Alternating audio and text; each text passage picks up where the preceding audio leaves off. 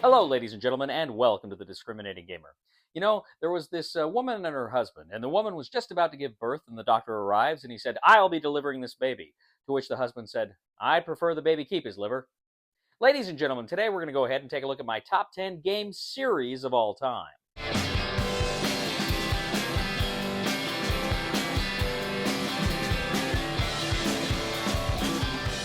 All right, ladies and gentlemen, so welcome out to my top 10 game series. What do I mean by game series here? I mean, here you have to have a publisher or even multiple companies that publish games that share either an IP or a mechanic or a theme that is integrated, that usually has the same designer, that is acknowledged. These are kind of the same within the same series of games. What I don't mean is expansions. It can't just be a game and all of its expansions. I'm looking at specifically, at a minimum, two standalone games that are in a series of games. And there's a lot of good examples here. And this was a tough list to come up with, but I'm going to go ahead and discuss them. First of all, some honorable mentions. Of course, some of the most basic games to me are still the most fun. Ticket to Ride. Ticket to Ride, there have been a lot of games. I've probably played 5 or 6 of the different kind of standalone games within the Ticket to Ride universe. It's a lot of fun. I really enjoy Ticket to Ride.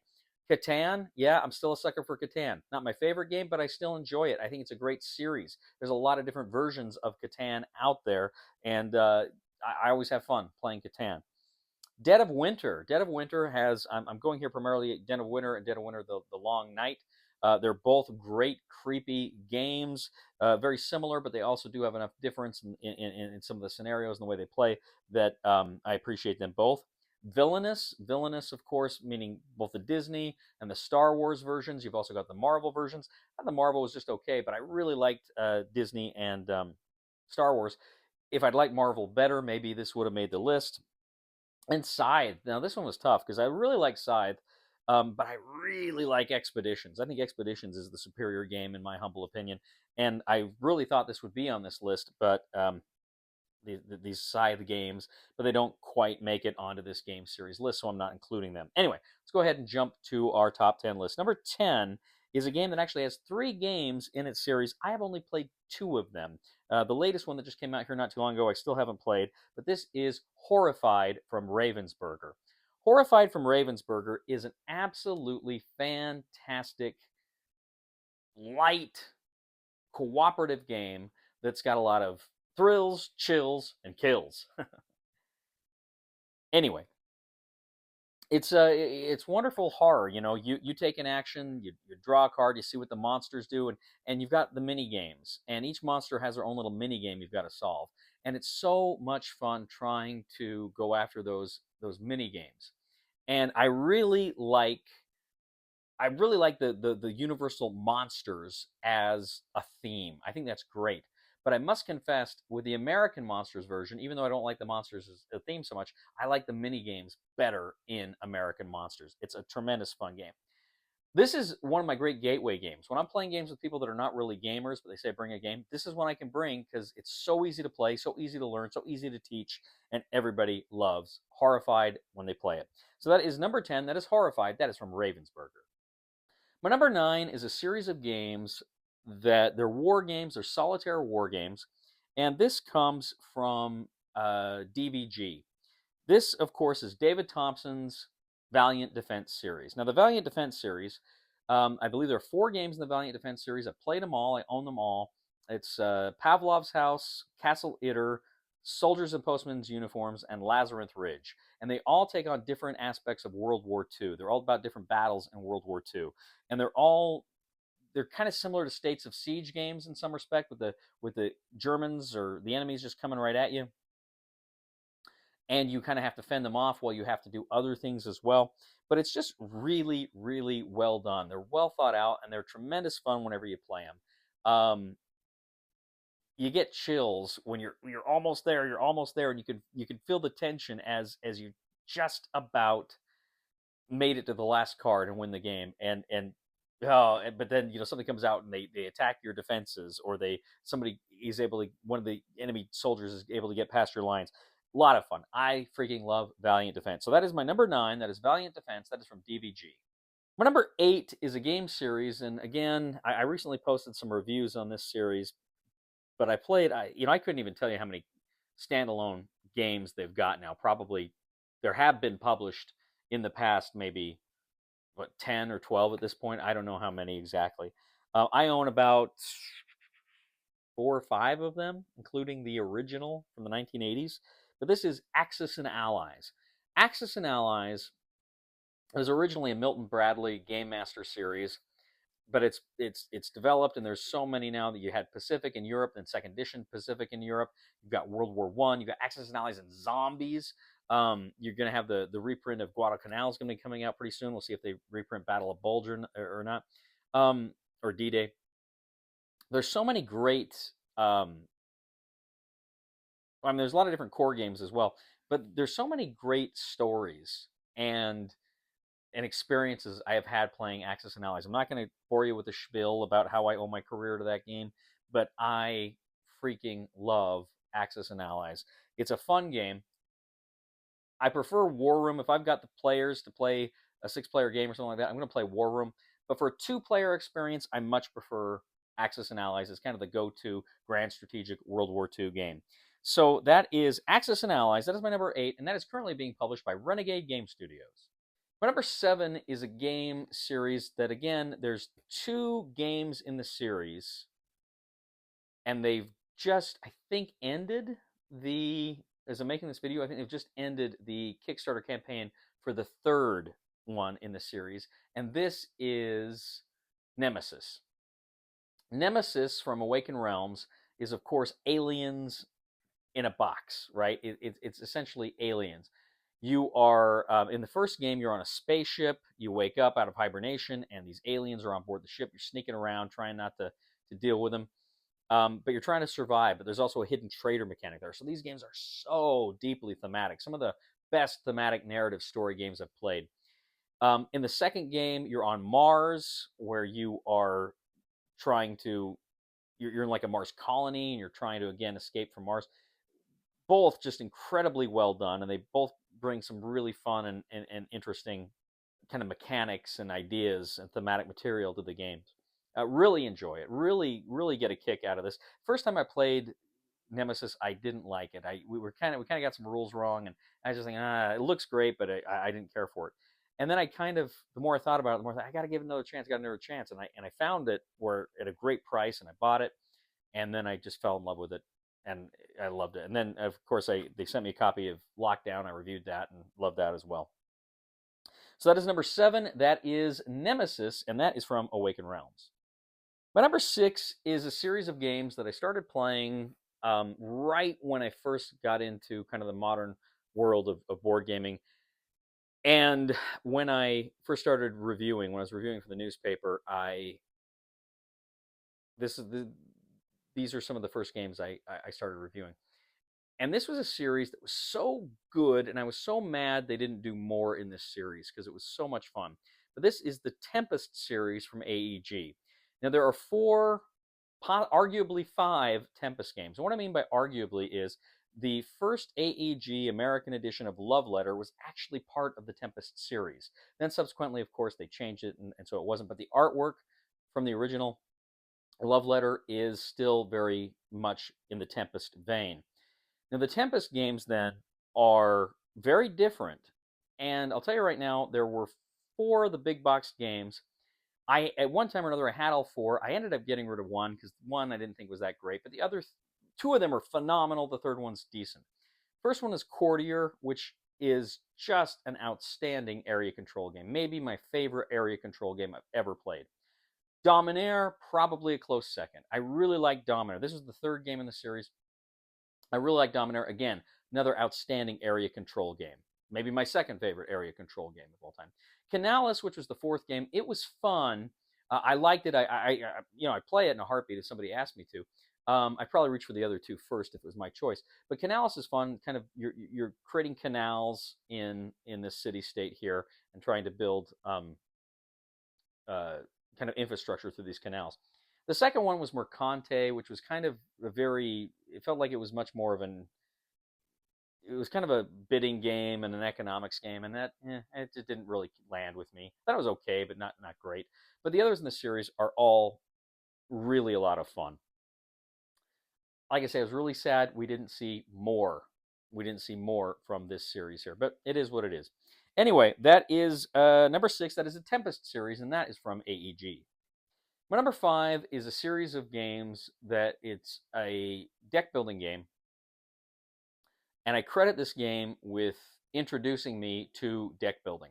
I absolutely fell in love with deck building as a result of this. And there's probably, again, I couldn't count how many standalone games there are. I'd probably say maybe 10 ish if you look at all of them. And they've got big multiplayer games, they've got just 2-player games. But this is the DC Comics deck building game. The DC Comics deck building game, as I say, this was the first deck builder I ever played that really made me fall in love with deck building. I still remember the game we played. I wasn't looking forward to it. I tried to play deck builders before, and they didn't click with me. I didn't like them. And then I played this game with some friends, and we couldn't believe how much fun the game was. It was absolutely phenomenal.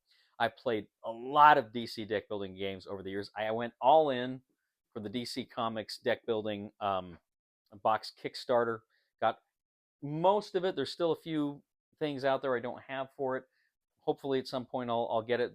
A lot of the smaller stuff. I think one of the Crisis decks I had reviewed. I'd given it away, and I kind of want it back now. But it's a great game. I love how simple it is. It's a deck builder that is incredibly simple. There's just one currency. Now, don't get me wrong. I like games with multiple currencies. But I like this because this, to me, if I'm going to teach somebody how to play a deck builder, it would either be Star Realms or the DC Comics deck builder game. And it certainly, if there was multiple people, it would be the DC Comics deck building game. It is just such a good, fun system. It's clean. And then the different iterations of it are so much fun. Like, for instance, I think Confrontations, which is a 4-player game. It's a team game. It was in my top 10 team games where you're working together with someone else to battle your enemy. It's so good. It's so much fun. You had the Forever Evil where you're playing the villains, which was really good. And the Teen Titans one. And they all add new and different rules and mechanisms to that core set. Now, probably, I don't know, arguably, I still love the original. I still love the original, but arguably my favorite now is Injustice, because Injustice is just brutal, and there's a lot of take that, and you're going after each other. And so I really like that aspect and what that brought to the DC Comics deck building game. Probably my favorite way to play it. Anyway, it's a fantastic game. This is from Cryptozoic. That is the DC Comics deck building game, and that is my number 5.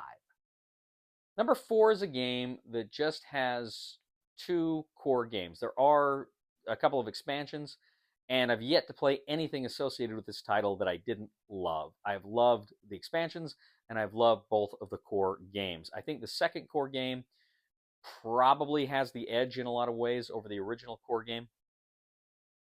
But having said that, I really like them both. I think you could make the argument they're too similar, as I'm sure some people will. But I am talking, of course, about Dune Imperium. Dune Imperium from Direwolf is, first of all, it's got this great theme that it uses very well.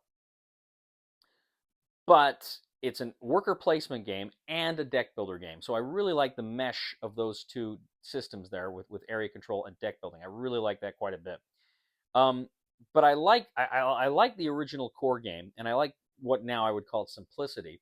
But then I like some of these new rules that have been added with Uprising, which is the second game in this series, where you've got the spies and you've got the sandworms, and there's a few other little goodies here that they've tweaked. And some people say, well, the second one's really just the refinement of the system. I can see that. I've got to be honest, I haven't played the original since Dune Uprising has come out, but we'll see if that changes. But it's a great series of games, and I'm hoping we see more games in this series. I would love to have them come out with another Dune Imperium game that was even more different, quite a bit more different. And frankly, I'd be delighted to see them come up with this same system, maybe with another IP as well. It's just so good. The way they mix the deck building and the worker placement there's nothing quite like it out there. So I really enjoyed Dune Imperium. That is my number 4, and that is from Direwolf. My number 3, this is a game series of games that, let's see, there is one, two, three, four games in the series, and there's also kind of an expansion that has a lot of goodies in it. But this is the Undaunted series from Osprey Games. Undaunted, again, from David Thompson, Trevor Benjamin. Undaunted is a tactical World War II war game, very light, admittedly, that runs on a deck building engine. Essentially, through deck building, you activate units, you move units, you fire, you go into combat with units. It's such a simple system, and it's so easy to learn and so easy to teach, and yet it is so complex and so much fun. I love this game. Now, the first one was Undaunted Normandy, which was just phenomenal. I was not expecting to like. People were telling me how great it was. I'm like, okay, whatever. I was not expecting to love this game as much as I did. And then they came out with North Africa, which is a lot of fun. It introduced the vehicles into it, which was kind of cool. I enjoyed it. Not as much as Normandy, but I enjoyed it. And then they came out with the reinforcements pack, which I think enhances both of them, because you can do tanks in Normandy, and they work differently than they do in North Africa. But also, too, it introduces my favorite way to play the game, which is the 4-player version.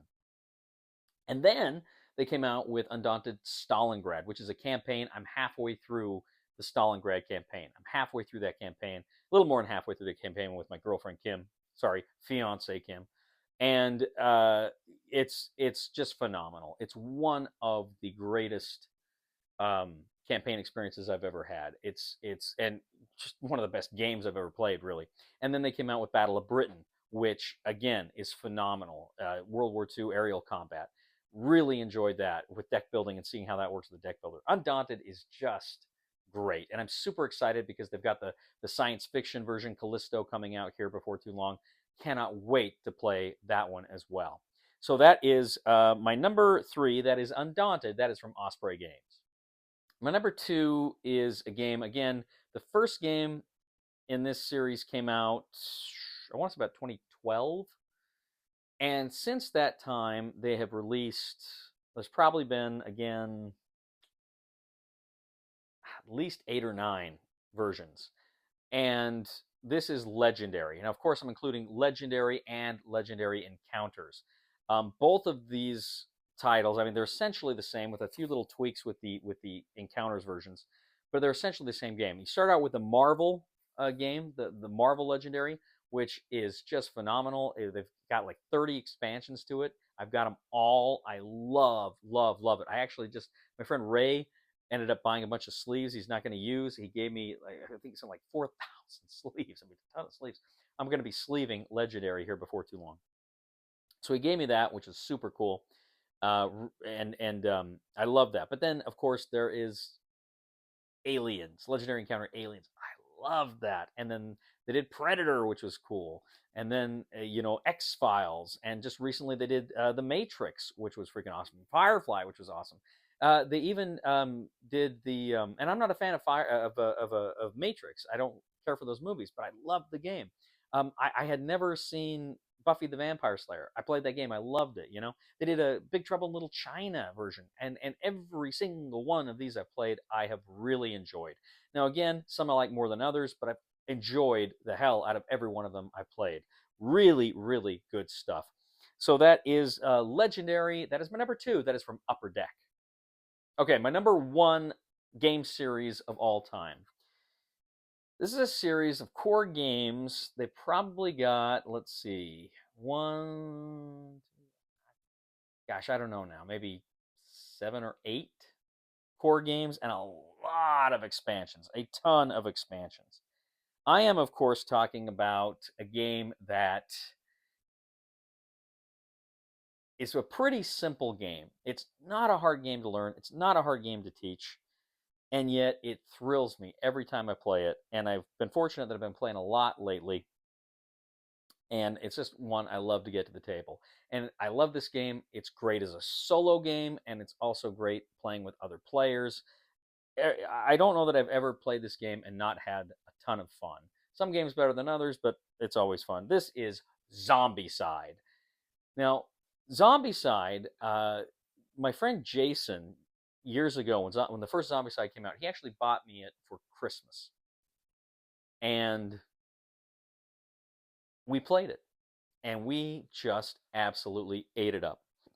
We would play this game. We'd get together with a group and we'd play this game a lot, and it was always such a good time. We always had such a good time playing Zombicide, and they've come out with such better innovations in the game over the years. Came out with, of course, Zombicide Second Edition, which kind of enhanced the rules from the first edition. They came out with the Black Plague, which is kind of the medieval fantasy version, and it had also had the Green Horde was part of that as well. They came out with Invader, which is the science fiction version, which I liked, but I didn't love. It wasn't my favorite version of it. And then they came out with the Night of the Living Dead version as well, which is based on the film Night of the Living Dead. So it's a great kind of like throwback to that movie. But then, of course, just recently they came out with Marvel Zombies, and I didn't go all in. I just got the 2 core boxes, but then Come On sent me some of the expansions to review, and I freaking love it. Marvel Zombies is my favorite way to play it. I liked it so much, I did go all in on Deceased. So I'm just excited for that, even though I won't be here for a year and a half. So Zombicide, I'm going to say it, it's my favorite cooperative game of all time. And again, I love playing it solo, but it's probably my favorite cooperative game to play. It's just carnage and dice rolling and fun. It's sugar, it's soda pop, it's candy, but it is so good. You know, I'm watching Chris Gore, who's a film critic, and he was saying, you know, when he's talking about movies, he's saying you've got to have a diet. You've got to have a healthy, balanced diet, meaning you can't just be watching superhero movies and soda pop all the time. You've got to kind of leaven that with kind of real serious dramas and kind of, you know, other genres. You can't just be watching these disposable Hollywood films all the time. I kind of feel the same way about games. You kind of have to have a healthy balance there. Well, this is my sugar, baby. This is what I play when I just want to roll dice and have fun. And the Marvel Zombies version is so good with all the different abilities and you're playing as the zombies in one of the versions.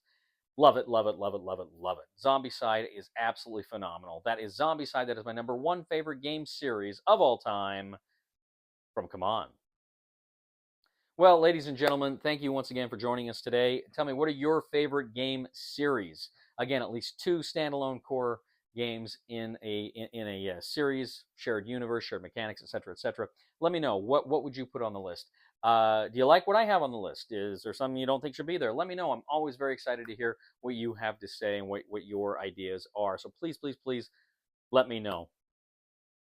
Please check out my other channel, Cody Carlson, PhD. Talk about military history, books on history, some of my lectures I post on there. So please check that out. Please subscribe to that channel. It would mean a lot to me. Also, please give a thumb to this video on Board Game Geek. And if you really do like what we do here, please consider clicking on the super thanks button here on the YouTube page and leave a tip.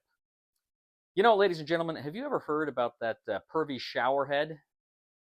It gets turned on every time it sees a naked person. Please somebody help me on my feet again.